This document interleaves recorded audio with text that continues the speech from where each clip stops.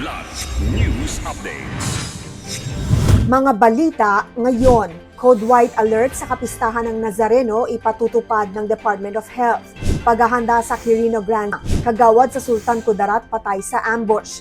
EDSA busway inner lane bukas na muli matapos makumpleto on time ang rehabilitasyon. Ako po si Cesar Sorian para ihatid ang mga nangunang balita sa buong kapuluan ngayon. Magpapatupad ng Code White Alert ang Department of Health o DOH sa mga pampublikong ospital sa Metro Manila at mga karatig rehiyon sa Enero 9 ang kapistahan ng Poong Jesus Nazareno.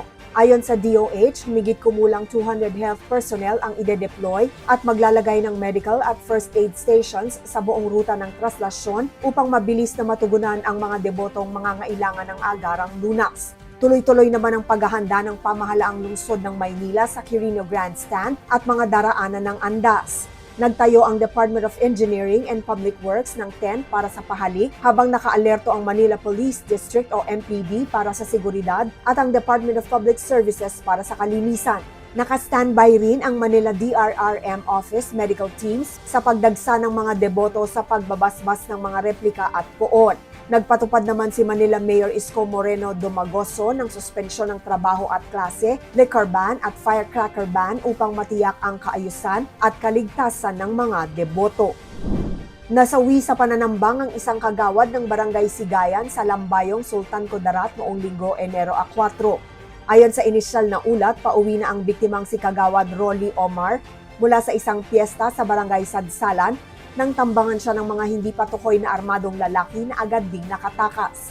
Tinamaan ng opisyal sa iba't ibang bahagi ng katawan na dahilan ng kanyang pagkasawi. Narecover ng operatiba sa crime scene ang 4 na basyo at isang bala ng 5.56 kalibreng baril. Nagpapatuloy ang manhunt operation ng pulisya sa mga suspect at inaalam na ang motibo sa pamamaril. Balik na sa normal kahapon, January 5 ang operasyon ng eksklusibong busway inner lane ng EDSA mula Rojas Boulevard hanggang Orense matapos makompleto ang asphalt overlay bilang bahagi ng EDSA Rehabilitation Project.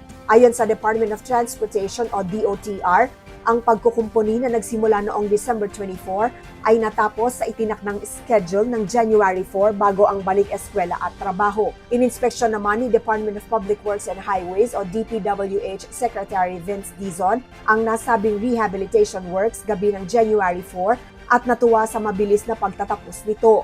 Paalala ng DOTR na nanatiling para lamang sa otorisadong bus ang busway at mahigpit na ipinatutupad ang paghuli sa mga lalabag.